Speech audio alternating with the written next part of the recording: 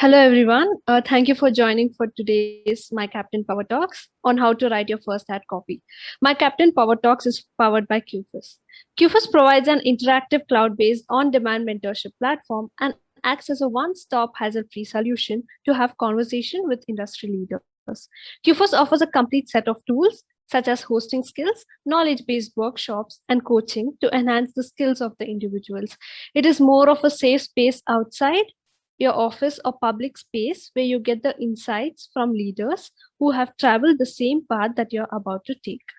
Our guest today is Rohit Wani, sir. It gives me immense pleasure to welcome and host the session with a passionate copywriter at Leo Burnett. He has made tremendous success in his field of copywriting, to namely mention his working in projects at PhonePe IPL campaign.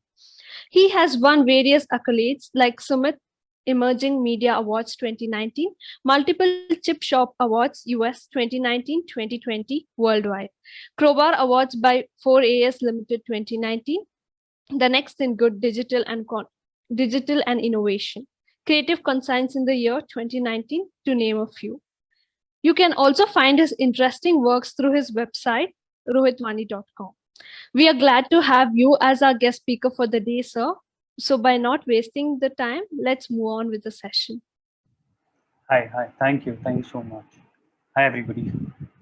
Uh, my name is Rohit Wani, as she's already introduced me, and I'll be answering a few questions on write your first ad copy, how to write your first ad copy. Let's begin. Yes, sir. Yes, as sir mentioned with the topic, write your first ad copy, how to write. He'll gives us a tips, his experiences, and everything. So moving on. So first question, several people have watched shows like Mad Men, which really glamorizes the job of a copywriter. Right off the bat, what are some of the myths that you want to burst? So Mad Men is one of those shows that I personally really like, and it was one of the shows that I watched before I got into advertising. So um, there were a few misconceptions that I had when I joined advertising because, well, as a young kid, like as a kid, you don't really know how everything is going to be. And in the film, in the show, they've really spoken about advertising in the early days. They've shown advertising when it was just becoming what it is today, the big market that it is today. So it it sort of changed completely for me because once I joined, I actually saw how different it is, how different the market is, how different the consumers, the people we talk to are. It is not the same as what we've seen on Mad Men, right? Because people have changed, times have changed, the mediums that we talk to them have changed, the attention span of people have changed, and a host of other things. But there's one thing that sort of stayed common even from with Mad Men and today's world. That was storytelling. Because as advertisers, we are storytellers. We tell stories about brands, about people, about products, about whatever the brief asks us to do. To be honest, so. We tell stories. And one of these examples from Mad Men itself was when Don Draper spoke about, or his pitch for The Wheel. I am not sure how many of you seen the show, but he very well connected that particular product, The Wheel, which was like a carousel thing, which showed you photos, or which would show you photos on a larger screen, like a projector. So he connected that product to an emotion that is nostalgia, and he created a story around that emotion, a story that evoked that emotion, and that worked brilliantly because everybody just felt what the product is going to do for them, and that still remains constant in today's day from the time that Mad Men has been situated in or has been made around. So that's one myth. Very well said, sir. You have nearly 3 years of collective experiences working for advertising giants like Ogilvy, Leo Burnett, etc. So, sir, What, in your experience, are some of the important skills when one needs to be a copywriter? An important skill as a copywriter. Well, a lot of people can compete with you when it comes to things like do you know how to use this particular software like Photoshop, Illustrator, After Effects? Well, as a copywriter, knowing these softwares is a huge plus because not many copywriters do it, or not many copywriters are actually interested in it. But as a copywriter, I know all these products and all these softwares, and it has helped me tremendously through these 3-4 years. And it just keeps adding value because you can learn a lot more things. You keep changing with the scenario out there. Um, but there are a few things that I believe go way beyond just the skills. That is your passion, how curious you are, how determined you are to do certain things, and how approachable you are. Because the more you ask for work, like in my initial days at any of the agencies that I've been at, it's very difficult to get work. So whatever you get your hands on, you just want to do it, which is what I used to do, which is what I still do. Like I'll say yes to every single thing, every single project that comes on the table, and that is what sort of lets people give you more work, or till people start relying on you when it comes to these kinds of things. So in this entire mix of jobs that you say yes to, you will not find every single one of them to be that great piece of work that you can take out. You'll probably find one piece of work that you really think that this is great and this I can put in my portfolio. Not everything can go into your portfolio. So to get that one piece of work, you have to say you need to be willing to take on as much work as there is, or how much ever work you can actually do. And it's not always glamorous, right? we always think that, oh, advertising, it's media, you'll get to work with uh, Bollywood actors and whatnot. It's not always like that. You also have to do the smaller pieces of things like write brochures, write emailers every single day, because advertising as a whole, what we see on television is completely different from the actual advertising that we do. Um, Advertising consists of a lot of other things. Writing, we don't just sit and write scripts. We write radio scripts, we write emailers, we write Aston band copies, we write small 6-second YouTube bumpers, which are basically just the offers that you see when before you play an ad. But that is what it is. You need to be curious, you need to be passionate, you need to have that urge of doing things more and more. How much ever boring it could be, there might be one thing that excites you a lot, and you sort of work towards that. Besides this entire lot of things that I've said, there's one thing that stands out the most is you want to get back up, because in this industry you have to give people ideas, and when you give ideas, not everybody likes them, or everybody has a different perspective. All ideas don't work, and 95% to 99% of the times your ideas are going to get shot down. And when that happens, you need to have the courage to get up and go and attack the same brief again, come up with newer ideas that might work, might not work. And this happens on a daily basis, so be ready for that. So that's it. Yes, sir. So the can you hear me? Yeah. Yes, sir. The tips what you gave thus always proves that experience really matter either to achieve success or a failure, right? Yeah. Yeah. So Yeah, that's about one it. yeah. So moving on, sir. One of the main responsibilities of a copywriter is to write an ad copy, Mhm. which is designed to create around a product and attract the brand's target audience. So, what are the important elements of a basic ad copy? This sort of changes from medium to medium, product to product, and brand to brand. because I won't have the same set of basic elements for a print ad and a say an out of home campaign. My billboard will have a different set of elements that need to be there, and a print ad would have something completely different. Like, say, a print ad would have a headline, a subhead, a body copy. If there's an offer to add to it, that you will require one main visual, which we call the KV, the key visual, that is. So that's one thing for print. But if it comes to out of home, the billboards, the hoarding that you see on the highway, it would mainly be just a headline, and most of them don't have subheads because it depends on the medium, right? Like if I'm far away from here, I'm driving, I'm going to see this billboard for like 5-10 seconds tops. And in those 10 seconds, what do I have to register? I need to register the headline. I need to tell people that this is the headline, this is the main message, this is what it is.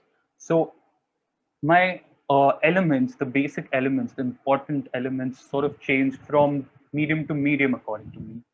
And why do I say it changes from product to product or brand to brand is because brands have their own guidelines and they follow those guidelines very strictly. So there are some brands who would be like, oh, we don't do subheads at all. We only do headlines. So we have to sort of write headlines in a way where we don't really require a subhead to explain what it is. So yeah, that is how it is. Things change according to the medium that we're writing for. Like, say if it is a TV script that we're writing, then for that we would write more visually. We would write more visual. Like we'll write a screenplay for it, proper screenplay of what is happening in the background, where is this situated, what all is happening, who's doing what. If there's a baby, is the baby crying? What the baby is doing? What is the baby bearing? Every single thing. But if it is a radio, on the other hand, we will write for the person's hearing skills. Like what is the person going to hear? So is the person sitting in traffic when he's listening to this radio ad? What is it? So everything changes according to that medium and what we want to really achieve from this entire brief or this creator. So yeah. Yes, thank you for such insightful thoughts, sir. So we have 3-4 follow-up questions. Let's take 5 minutes and we'll go. So yes, first question. Could you share your thoughts about freelancing and working full-time for an ad agency? Well, that's just up to you as to what you really want to do. Um, Freelancing is great. You can work on many different brands and projects together for different companies, for different things. And it could be a great mix of things. But when it comes to working full time at an agency, it sort of is a little bit different because you have a proper team, you have a set of brands that you work for, you have to do the daily job on every single brand that is there, while also do something extraordinary for that particular brand that you've been assigned. So the work culture is very different. Freelancing gives you a little more independence of choosing the project that you're going to work on, while working at an agency full time doesn't really give you that. While if you have a great team, if you have a great mentor, the person you can go and talk to the person, and the person if you get really nice, you have a good relationship with the person. That's great for you because that really helps out. That really works out very well. Yes, sir. Thank you. I hope that's cleared, Acharya. And Mayank Gupta has asked, is ad copy and copywriting the same? I have been confused about this thing for the 3-4 years that I've been here because it sort of changes, right? Like we for copywriting, we also do content writing, we do ad writing, we write scripts for short films, if you may. We write scripts for TVCs, be it 15 seconds, 1 minute, 2 minutes, whatever. So I guess I'd like to say that ad copy is sort of a part of copywriting, because I personally believe that copywriting is a larger portion of a cake where ad copy and content writing is a part of it. Yes, sir. So there's one more interesting question. Even I'm curious to know about it. Kaushik has asked, what is your first project and how do you usually get projects? My first project was, well, my first professional project was when I was still in school. um, so I was actually going to get to it later, but sure, why not? So while I was still in school, we used to. So my school was Miami Ad School. So what we did there was we worked on developing a portfolio to get ourselves a job in the industry and understand what all things we require to get into this industry. So what we did was we set briefs for ourselves. We chose a brand that we like. We found problems for the brand, and we started creating projects or campaigns to solve that particular problem. That's simple. So one of these projects is equal pockets. It we worked on, like, I had a huge team with me, not really a team, my friends. We were just brainstorming one day and we came up with this one idea, which is a really good idea, is what I feel, and we successfully sort of sold it through to DDB Berlin. So the idea is very simple. We found an insight. The insight was that women's jeans pockets are shorter than that of men's, and so we sort of connected this insight to a real life, a problem that is there in the society, which is equal pay, where these two things just blended well together, and we had a really nice piece at hand where our idea was very simple. It was basically to make jeans, to make a limited edition of jeans which had for women, which had pockets equally as deep as men's, because deeper pockets are sort of also a symbolism for having a better pay. So it sort of all just blended well together. It all came in well together. So when we had this idea, we sort of presented this to DDB Berlin, where the CCOs and everybody, they fell in love with the idea, and they helped us actually execute the entire thing. And we we did it for Kings of Indigo, and if you guys go online, you might just find those jeans today as well. I don't know, but yeah, we made it happen, and that was my first campaign. As to answer the second part of your question, to get projects, I honestly don't know, because I've actually just worked at agencies, and the managers and the people I worked with, they just came to me and they were like, "Oh, there's this brief. You want to work on it? Let's do this." Or, "Dude, here's a brief. Go ahead, do whatever you want if you want to do it or not." Apart from that, there are a lot of student award shows who put out briefs like DNAD. So when there are these award seasons, so I think around October or November is the time when DNAD puts out their briefs for different brands. They'll put out a proper brief for you to go through to understand what you need to do exactly, or what your idea needs to achieve. So I used to do that with all of my classmates when I was in school, and even today actually. If there's anything open, I go to that. I look at the brief. I see how I can solve this brief in a creative way, and that's how I sort of do my personal projects. Um, and that's about it. Yes, sir. That was very interesting to listen, sir. Thank you. Yes. So are there different types of ad copies for different purposes or to achieve different objectives? Yeah. Uh, there always are, right? Like, it again depends on the medium that we're talking about, or what the brief is.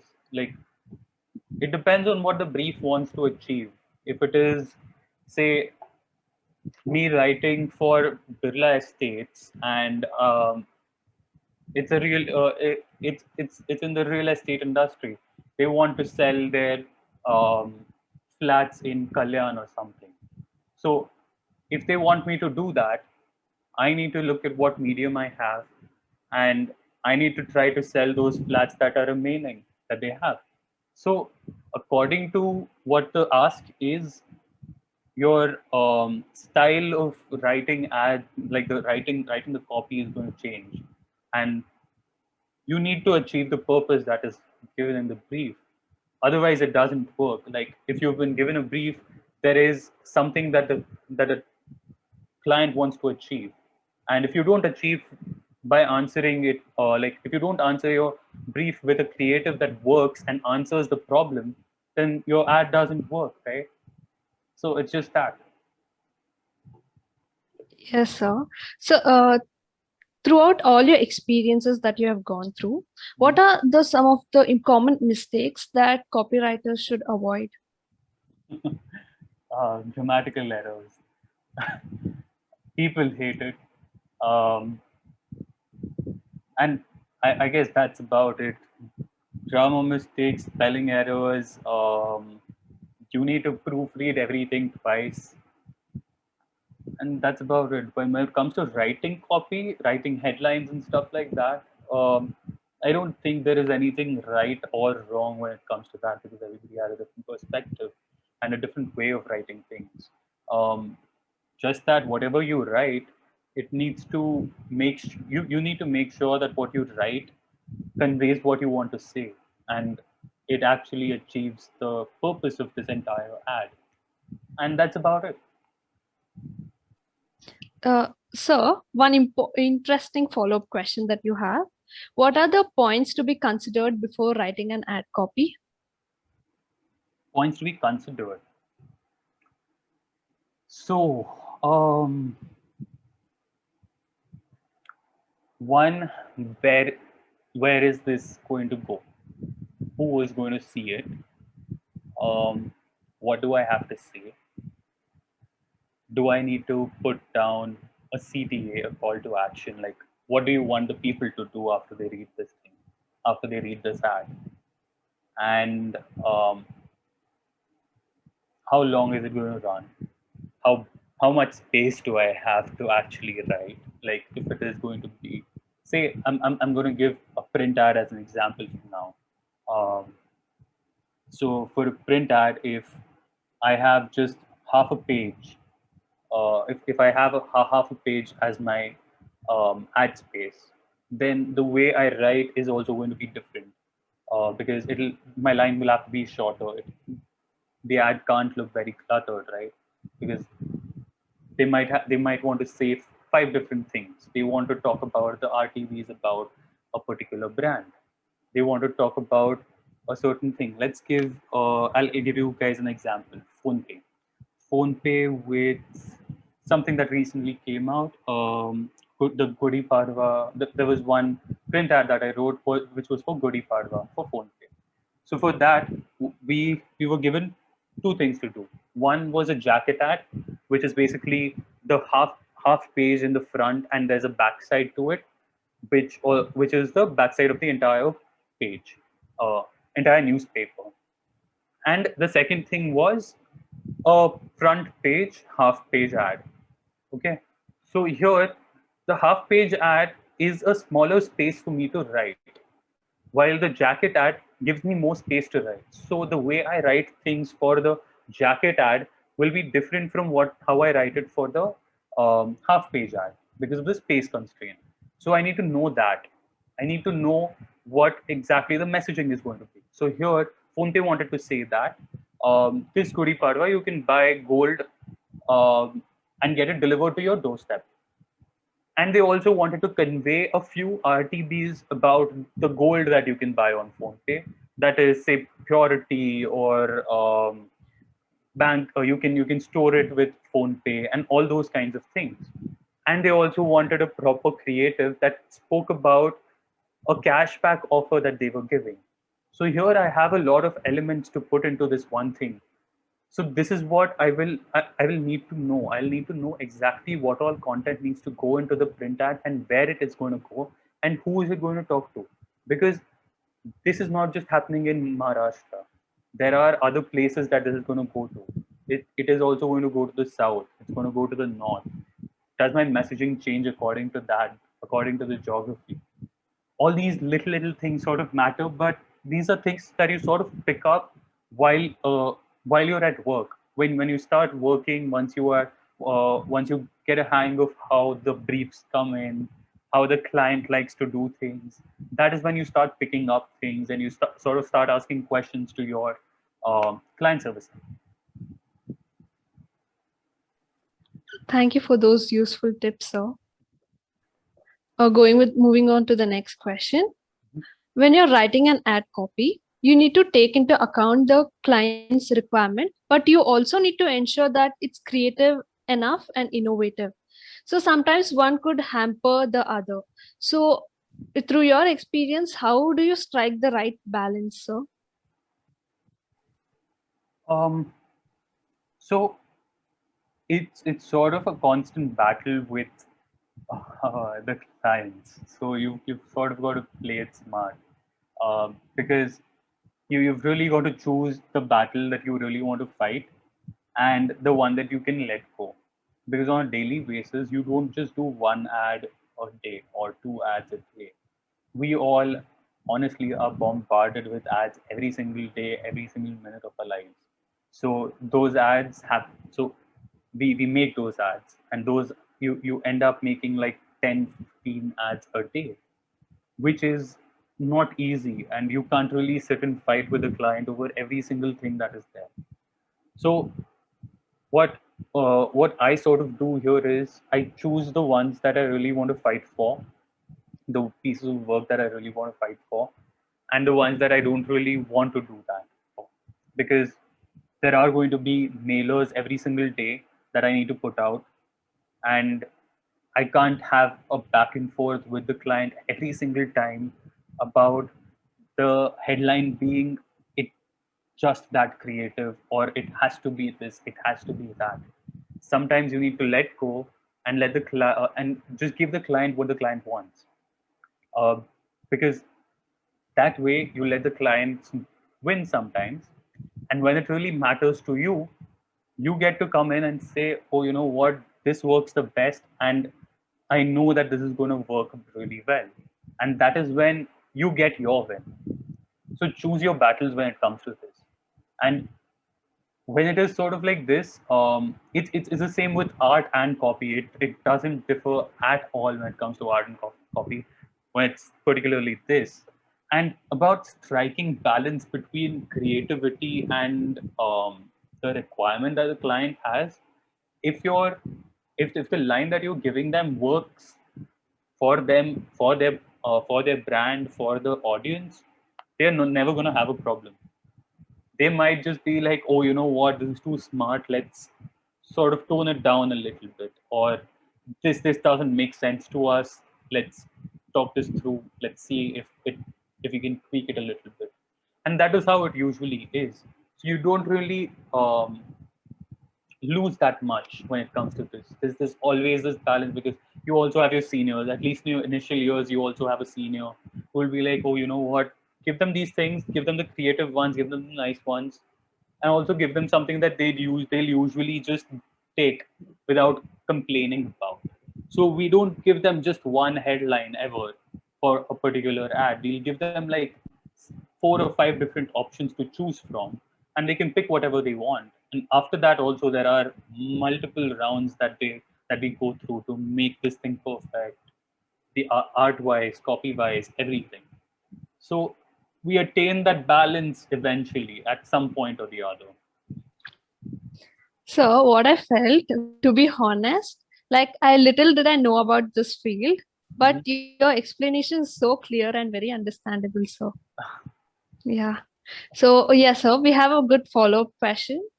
Yeah. Acharya has asked, while working for an ad agency full-time, are you allowed to show your work in your portfolio and social media platforms like Instagram, or it should be kept confidential? No, you can show it on your portfolio if you've gotten credit for it. If you haven't gotten credit for it, if your team has just worked on it but you haven't really been a part of it, that then I personally wouldn't put it up. Um, on putting it on social media is also fine, but there's just one thing that you can't do it, or you can't post about it till the piece has been revealed to the world, till it has been launched. So hold back till everybody doesn't see it. So one participant has asked, like, how do you apply for advertising company? Can you please guide with the steps? Oh, sorry about the video. Um, yeah. So how do you apply for an ad agency? It's pretty much the same way as you would apply for any other job in any other industry. Um, just that you need to have work to show people. So if I wouldn't have gone to Miami Ad School, I probably wouldn't have had a portfolio to show people at the agency, which sort of would have put me on the back foot. So I would have had to start with interning at the agency. Once I started interning, I would have sort of learned different things, picked up a few skills on my way while I'm learning, understood how the agency works and all those things. And then I would have if I've worked well for them, then they would have probably hired me. But it's really important for you to have something to show even to get hired as an intern, like at least something. Even if you know Photoshop a little bit and you've done something with Photoshop or with Illustrator as an art director, you show that. If you've written blogs before, or if you write say poems and you put it up on your social media, show it to people for becoming a copywriter, because these things help.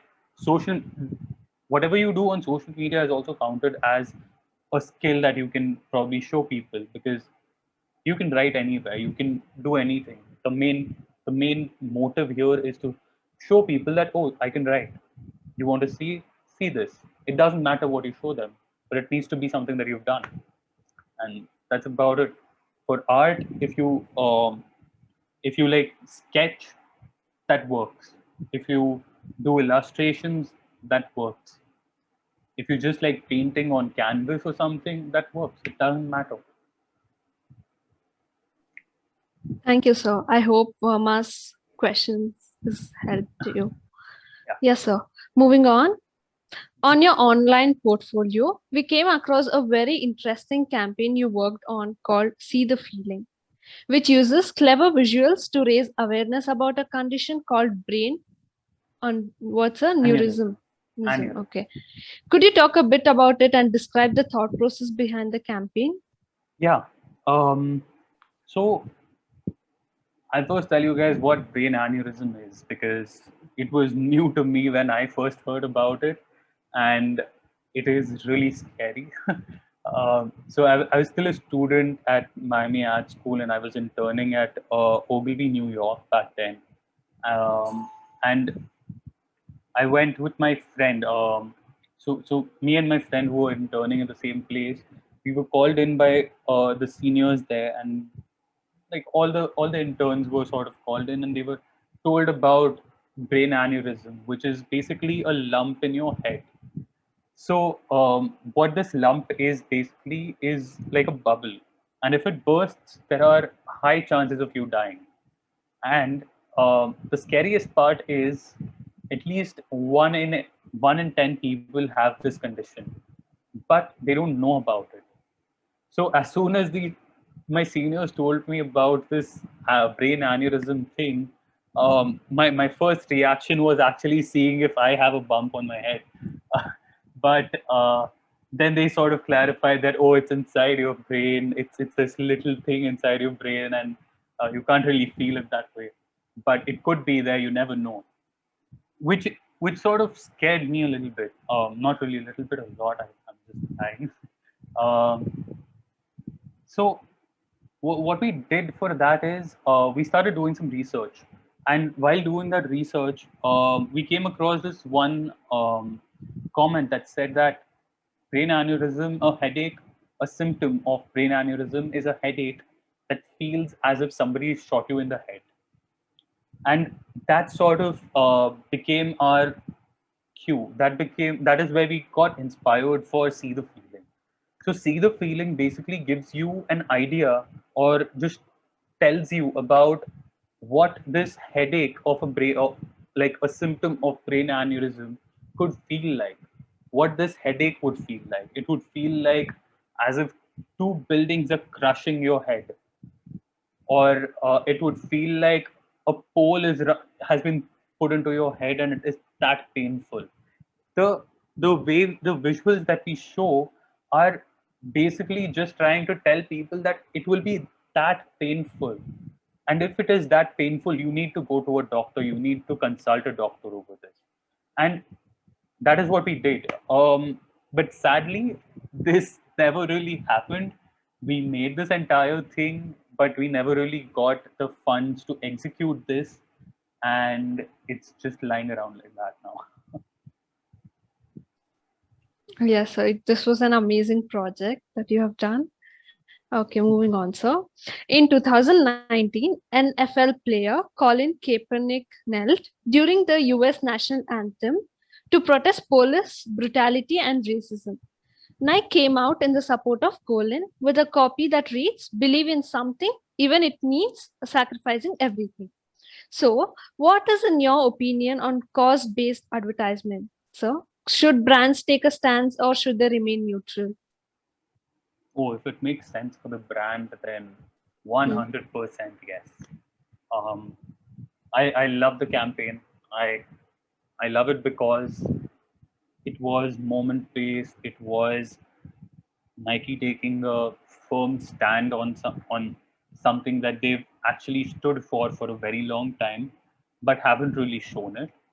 Um, I think that with the Colin Kaepernick campaign, what Nike actually did was they put their money where their mouth is, and they've actually taken a stand and followed through with it.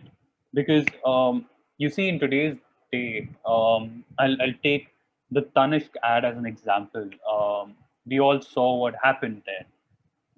Very recently, there was one film, a TVC that Tanishq came out with, that was retracted by the brand because it saw a very negative result.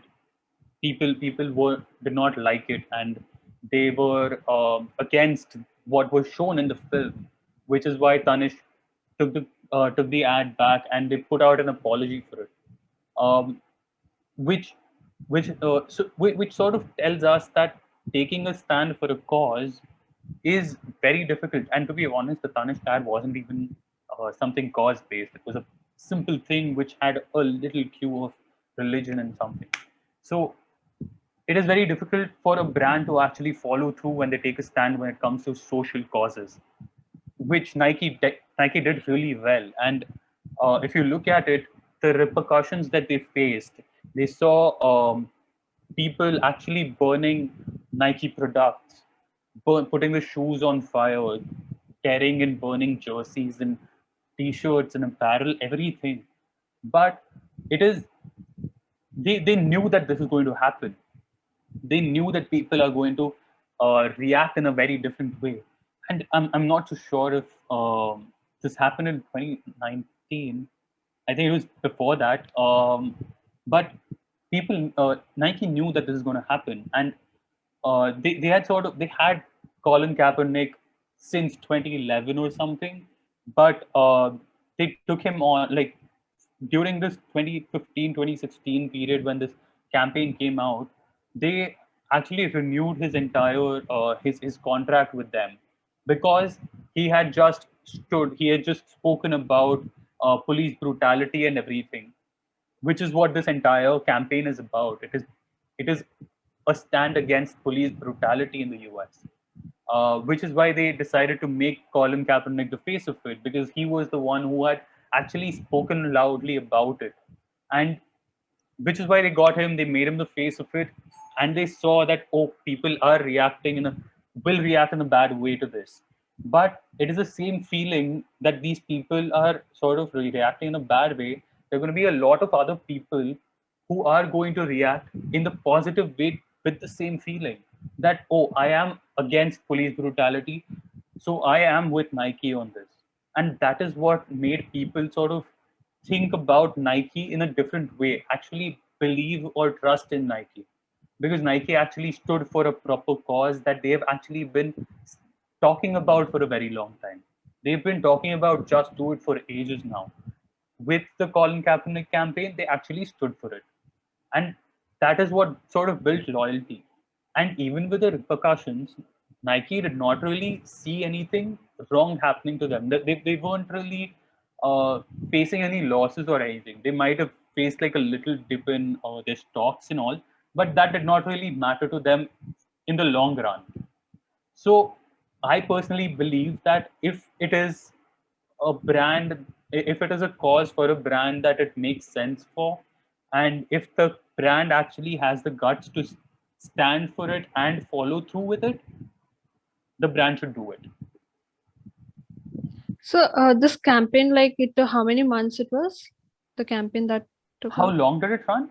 Yeah. I am not so sure, but I think it happened sometime around 2016 or something. Okay. And campaigns run for like Correct. 4 or 5 months, sometimes years. I'm not so sure about the Colin Kaepernick campaign. Okay. Thank you, sir. So we'll take few follow-up questions. Yeah. The participants who's asking like share some advertising agency to apply for jobs, or does ad agencies offer work from home remote jobs as well? Both of these things happen. I honestly don't know which agency is hiring right now, but I think it's a pretty open market at the moment because there are people who are getting jobs. There are new recruits every time. Currently, I think most of the agencies are working from home, but it might open up soon because, well, COVID.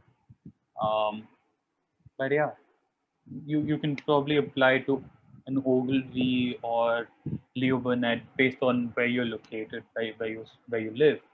Um, there are agencies like Dentsu, YNR, Saatchi and LNK Saatchi. Um, then there's BBH. There's Glitch. Then Web Chutney. There are many. You just got to go Google it. I mean, I can keep going on with the list, but won't really help. It depends on where they stay and their location as well, Yeah. right? Correct. So one more follow-up question. What are your thoughts about GPT-3 and automation in the field of copywriting and content writing? I really don't know what GPT means. Exactly. Acharya, can you be clear about your question? Okay, so how to track how our ad campaign is doing and when to end it? It's very difficult to be honest, because again, if you're doing it on social media, you get the results. There is a back-end process for it, where you actually see how many people have viewed your thing, how many people have engaged with it. If it is social media, that is. If it is YouTube, it you sort of get the metrics. So every single platform that is there gives you this data in a very comprehensive way. But as it turns out, things are probably going to change, and you we might not get that any longer. I'm not sure about this, but I've read a few articles about it saying that the way things are, the way we get data right now, it's going to change. So yeah. Yes, sir. I hope your questions are cleared. Moving on, sir. Lastly, what advice would you give to people who want to venture into copywriting, especially those that come from a different educational background? Oh, just have fun. uh, that's there because I personally like what I do, and that is because I'm not doing the same thing every day. Even if I'm writing ads every day or I'm writing mailers every day, I'm not doing it for just one reason or for just telling people one thing every single day. I'm saying different things in different ways for different brands, and it's hardly ever going to happen that you're working on just one brand because with experience I say this, I currently work on 5 different brands at the same time in one particular day. So I have to I have to be like a chameleon, like change voice of my tone of voice, the thought behind every single line that is there, and change briefs every time. So it's sort of it's very exciting that way. Um, so if you like writing and if you want that non-monotonous life, for lack of word, I'm saying this, but then this is what you should do. If you like writing, if you like doing this, this is where you should go. For people who are from a different background, it doesn't really matter, because like I told you, on a daily basis I have to work on 5 different brands, and when I'm working on 5 different brands, each and every brand is from a different industry. So I need to have a decent enough knowledge about that industry when I'm writing for the brand. So if it is, say, a Spotify or a PhonePe, say PhonePe is it's a digital payments app. Spotify is a music streaming portal. Completely different industries, but I need to know how these two industries work properly. So if you come from, say, engineering or something, whatever you've learned back there isn't really going to go to waste. You will be applying that knowledge in some level, in some extent, when it comes to advertising. Because as a copywriter, you aren't just a copywriter. You you think, you ideate, you come up with ideas for brands to market their products in a different way, and um, that is what is exciting. So it doesn't matter where you really come from, what your background is, or anything. Everything that you know is going to come in handy at some point or the other. Thank you, sir. Thank you.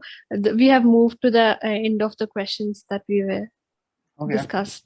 But so now let's open the platform for question answers from the participants, sir. Yeah. Yes. Okay. I'll just read out the questions. Okay. What are the skills needed for copywriting? For copywriting, you just need to have a good grasp of the language. If any language rather. In India, we have a lot. I sometimes write in Hindi, sometimes for Marathi, sometimes even for Kannada, because my mother tongue is Kannada. So Okay. I've written for these things.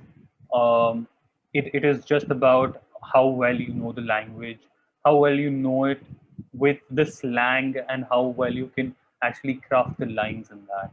So it's just that is what I feel. I hope that answer is clear. So moving on, Diyasha has asked, so can you please give all the options, career options that we can do in advertising? There are multiple. You can be a copywriter, an art director, an editor, a video editor, an animator if you want. You can be a client servicing person. You can be a strategist. You can be um, a producer. You can actually be the person who shoots films and everything. So basically, a director. If you want to be, you can be a set designer if you want to go into that. Um, these are all from the top of my mind. But yeah. Yes, sir. Thank you, sir. So there's also one more question relating to the current situation, pandemic situation. Now, job seekers don't get the projects. Those who are working with freelancers due to certain pandemic. What is your answer, sir, for this? I did not really get it. Can you repeat it? Yeah, now, job seekers don't get projects. Those who are working with freelancers due to certain pandemic, the situations. So,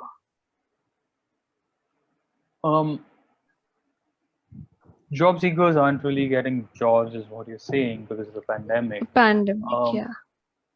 I mean, I personally think that things are opening up, and it is going to look better in a few months, I'd say. Uh, if you have a good enough portfolio and things like that, then I don't really think you'll have a problem with it.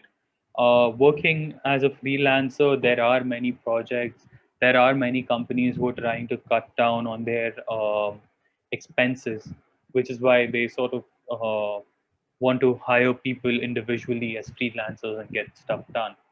But that's about it. So it's honestly up to you what you really want to do. Uh, Freelancing might not be as stable as a job is, or it could be stable if you're doing really good work, you're getting clients all the time. That works really well too. So it's just that um, the pandemic will at some point or the other clear up. Things will get better, and I think that's the hope that we all should be carrying with us. Yes, sir. Thank you. So Mayank Gupta has asked how to make a portfolio if a person doesn't have any experience in that field. What do you mean by that field? Do you mean a particular The industry? advertising field, maybe, Advertising. probably. Yeah, in this field. Okay, so if you have no experience in advertising at all, I'd say go online. There are many magazine like websites where you can see the work that is happening. You can see student portfolios online. There are platforms like One Club and TNAD and the drum and many such things. And there are magazines like AFAX, Exchange for Media, Ads of the World, Ads of the Day, everything, where you can actually go and see everything that is happening across the world in terms of advertising. And that is where you sort of understand the kind of ideas, what the brief was, what the challenge is, and what the answer is to that challenge in a proper way. So when you look at these things, you sort of start getting the knack of it. You sort of start understanding what advertising really is, and that is how you sort of understand advertising. And then it takes time. It takes a few years, but once you get a hang of it, it gets easier. And about like building your portfolio, like I said, when once you go to like DNED or something, if there is an award show that is going to happen, they'll put out briefs. So they give you the proper brief, they give you a challenge, and you need to answer that challenge. So that is like good practice for you to actually go and do over and over again, answer those briefs.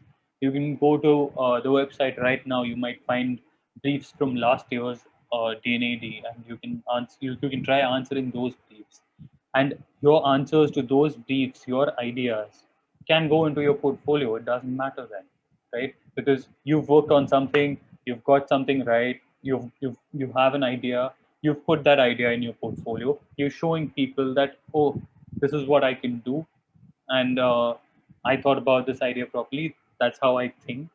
You need to show how you think in your portfolio. So it works very well that way. Thank you, sir. Mayank, I hope your question is answered. So Shreyas has asked, is it okay to criticize or compare product of competitor in market in our ads? And how that can affect a brand? That's a fun question. um, Yeah. so there are some brands that do it. There are some that despise it. To give you a great example, I would say Burger King and McDonald's. The best competition out there, according to me, is Burger King and McDonald's. So some brands do it. It depends from brand to brand. If you're the leader in the market, you might not really do it. You might not really name your competitor in your ads or your ideas or whatever you're doing.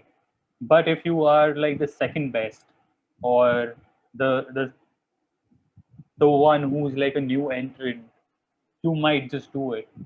A recent ad that sort of comes to my mind is the Sebamed ads, which were television commercials again, who actually explicitly spoke about Dove and Pears and every other soap brand out there. But they did it with proper facts, scientific facts, which is why they were sort of safe. And these other brands couldn't really question Sebamed. But you need to be careful when it comes to that. Some people like it, some people don't. When it is things, when there are things like what Burger King does, if you want, you can go out and see. You can just search for Whopper Detour, which was done by Burger King. It's a brilliant campaign, and it has won many awards for the way they've approached it, what they've done. It's a very simple idea, but it takes on McDonald's like very easily. So I'll just give you guys a gist of what the idea was. So McDonald's has two has two outlets for every one outlet of Burger King, or maybe more than that. Not sure about this number actually, but McDonald's has more outlets than Burger King across the US. So what Burger King did was it geotagged all of these McDonald's outlets so that whenever people went to a McDonald's, they would get a notification from Burger King saying that you are a part of the Whopper Detour, so you can avail an offer and get the Whopper for just a dollar or something. And people actually started asking the people at McDonald's where the next Burger King is, and people actually went to Burger King and bought the Whopper at Burger King for that $1 price, which was amazing because what Burger King has done is amazing, right? They've actually targeted McDonald's. They've actually taken away a customer from McDonald's just like that, and that's just brilliant, is what I think. So yeah, so there are some brands that do it, some brands don't. Depends on brand to brand. Many brands tend not to get into that zone because it could get a little. I don't know. I don't really have a word for it, but it could get tense there. I get that, sir. Yes. Yeah. Well answered, sir. So, you spoke about building the portfolio. So, there are participants asking which tools or website do you recommend to build a portfolio? I've built mine on Wix, so that was really helpful for me because I could do everything from scratch. Like every single element I could design, I could upload it to the platform, and I could design the portfolio, the website, the way I wanted it to be. There are other like you also get templates on Wix for if you don't want to do everything from scratch. Um, so that's another option. Apart from that, there are other places like Squarespace or WordPress where you can actually go and you can it's the same as Wix, but a little bit different. The interface is a little fancy or a little different. That's it. Yes, sir. So we have moved to an end of the session to wrap up the session. Yeah. So I guess we have cleared every questions that was asked. Yes, we have cleared, sir. Okay. If And anybody has any other questions, my email ID, I'll just drop my email ID here. You can write to me. so there's one last quick question, Yeah. which is, according to you, which is the best university to do masters in advertising? For masters, um, I haven't done masters, guys. So I would suggest you guys go to, if you guys want to do advertising. I learned a lot at Miami Ad School. It was the best experience that I could ever get. I built a really huge network. I found really good friends, really good creatives around me, which is really important in the beginning stages of your career. It helps you shape up your portfolio and everything that you require. Um, and I've had the opportunity to work alongside really good people and mentors. So go wherever you get a great mentor is what I would say. Even if it is just working at an agency directly and not going for a master's in thought or anywhere else. Besides that, in India, there's another institute called MICA, which is very well known across India. I think it's one of the best in India. So if you guys want to go ahead, look through their website as well. Go ahead. Thank you, sir. Thank you for sharing your thoughts, views, and ideas. And not to forget about your uniqueness in taking up different ideologies and concepts that you have shared with us today, which was very inspiring and motivating, sir. Your experiences was an add-on to the session, which kept us engaging in all the discussions that we have made. And I would like to thank all the participants for this lively discussion, sir. Thank you. Thank you, participants. Thank you, sir. Thank you. Thank you for hearing me talk so much. Thank you, sir. I hope you liked it. I did. Thank you. Thank you so much. Thank I've you. sent I've put my email ID on the chat for anybody who wants to go through it. If you all want, I'll just share it again. Yeah, so share it in the Q&A section as well. Okay, in the Q&A section as well. Okay. They're not able to see. Answer live. So you have made all panelists, keep it as all panelists and attendees. Okay. Yeah.